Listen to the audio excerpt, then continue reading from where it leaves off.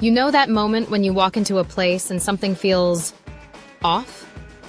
Like your body knows something your mind hasn't figured out yet? This is the story of a man who pressed the wrong elevator button. A simple mistake. The kind that changes everything. Because sometimes the people we've forgotten, they haven't forgotten us.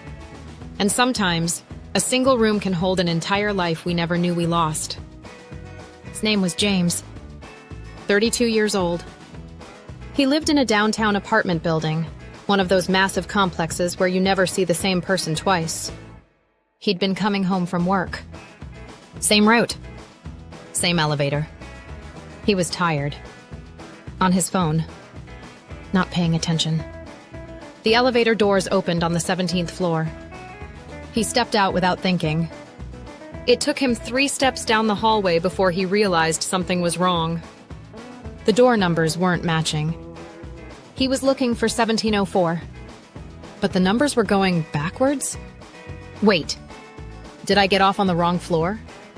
He turned around. Looked at the elevator. Yeah. He'd pressed 17 instead of 27. Simple mistake. But instead of going back, James decided to look around for a second.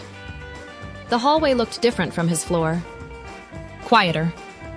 Older. The paint on the walls was this pale blue color. Kind of familiar? He wasn't sure why, but he kept walking. When he got to apartment 1704, he stopped. His hand reached out to the door without him thinking about it. Like muscle memory. Like his body remembered something his mind didn't. The door was slightly ajar. Hello? Anyone home? No answer. Just the sound of the city outside the windows. Traffic. Distant sirens. The hum of an air conditioner. James pushed the door open a little more. He knew he shouldn't.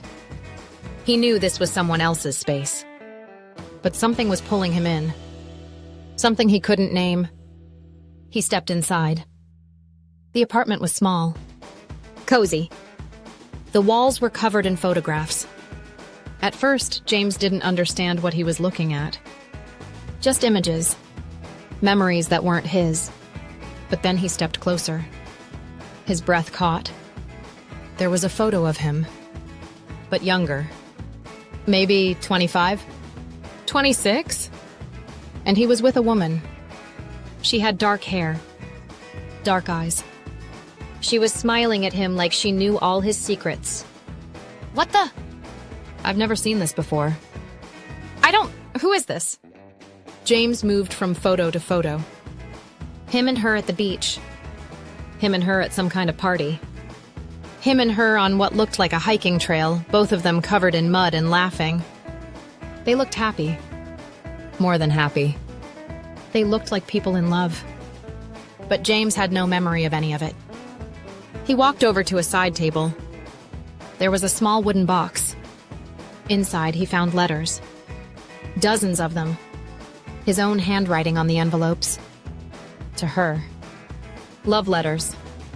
The kind of letters you write to someone you're planning to spend forever with. And then there was the ring. A diamond engagement ring. Sitting in a small velvet box. On the bottom of the box, 3 words were engraved. Forever starts now. James's hands were shaking. His chest felt tight. This is insane. This isn't real. I would remember this. I would remember her. I would remember proposing. He heard a key in the lock. The front door opened. And there she was. The woman from the photographs. Older now. Maybe 40.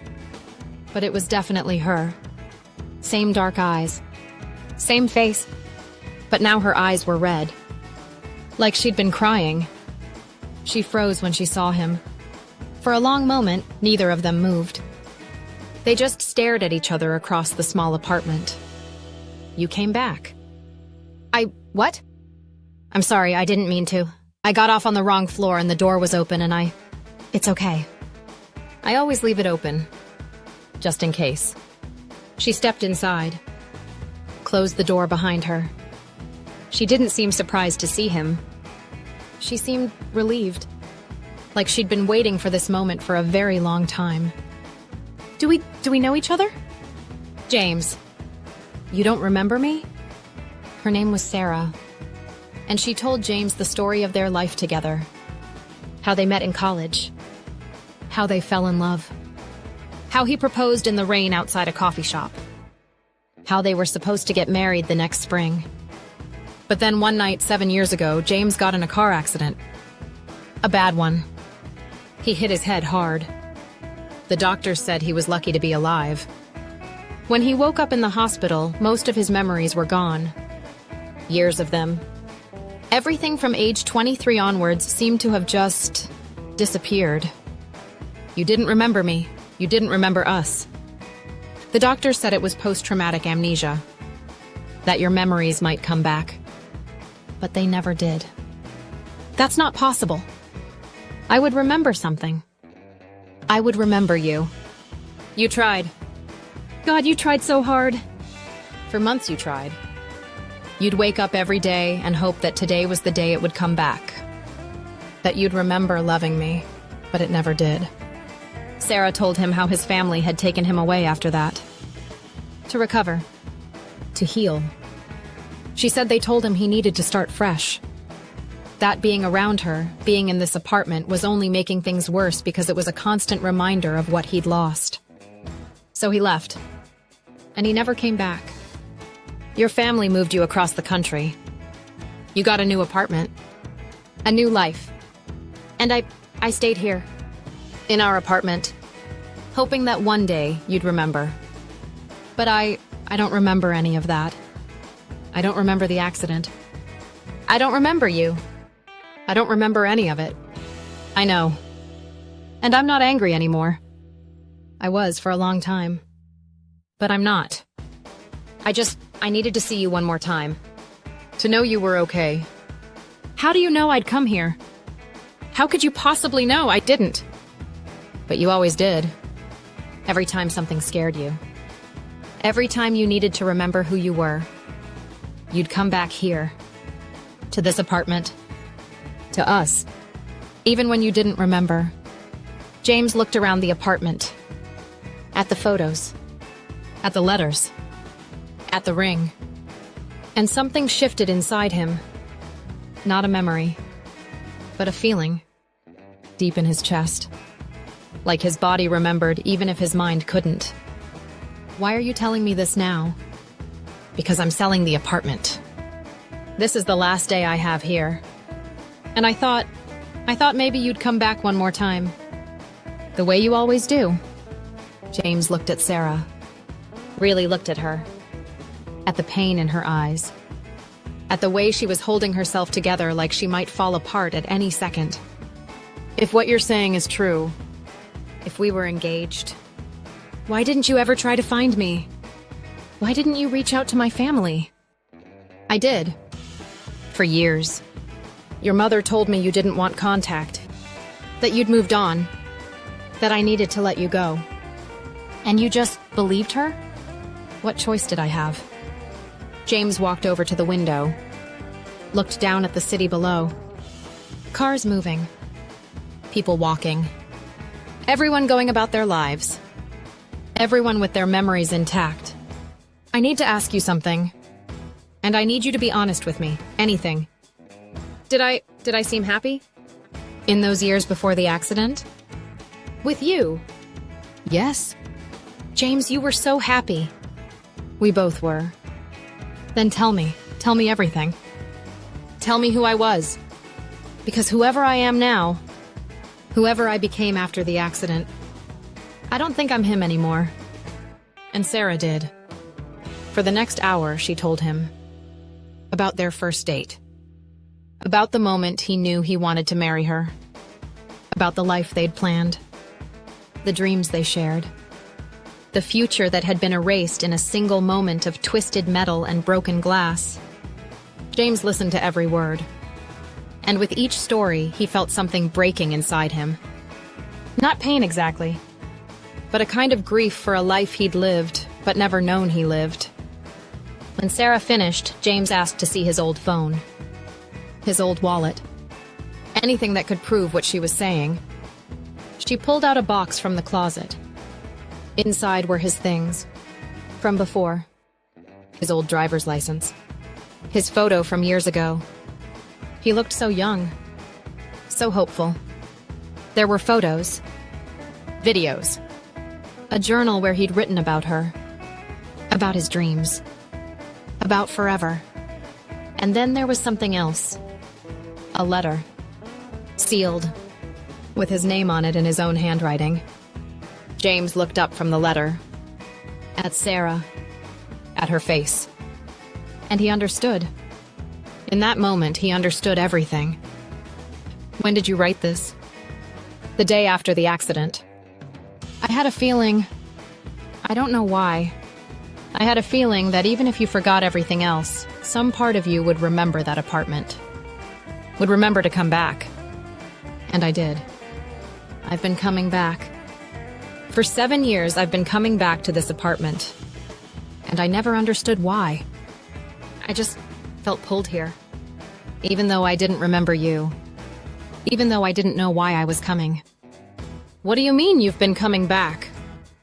James, you haven't been here in 7 years. Not once. James felt the room tilt. What? I've been walking past your building. Where you live now. I know where you work. I've watched you, James. All these years. And you never came back. You never even tried.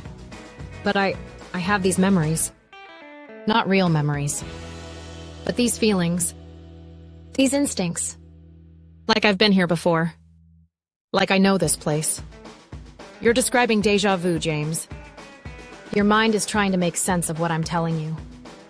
It's creating false memories. And that's when James understood. That's when the real shock hit. Oh God. Oh my God. She's been following me. For 7 years, she's been following me. And I have no idea who she is. James took a step back. Then another. I need to leave. Wait. James, please. Just hear me out. I'm not trying to hurt you. I'm not crazy. I missed you so much. I don't know you. I don't remember you. And what you're describing, following me, that's not love, Sarah. That's not okay. It's not like that. I was just making sure you were safe. I was just watching me without my knowledge. For 7 years. James moved toward the door. The accident didn't erase your love for me, James. It erased me, but I was always there. In your apartment building. On your street. In your life. Even if you didn't know it. Maybe. Maybe I did love you. Maybe the man I was before the accident would recognize you. But I'm not him anymore. And I can't be him. I can't live a life I don't remember. I can't love someone I've never met. He opened the door. What if your memories come back? What if one day you wake up and remember everything? Then I guess I'll have to live with that. But today? Today I have to live with who I am right now. And right now I'm a stranger to you. And you're a stranger to me. James left the apartment. He walked down the hallway. Called the elevator. And as the doors closed, he caught one last glimpse of Sarah. Standing in the doorway of apartment 1704. Watching him leave. Just like she'd been watching him for 7 years. The question wasn't whether he'd loved her before the accident. The question was, what do you do when someone loved a version of you that no longer exists? And what do you do when that person can't let go? Sometimes the most terrifying thing isn't a memory you've lost. It's the realization that someone else has been living in a memory of you that never went away.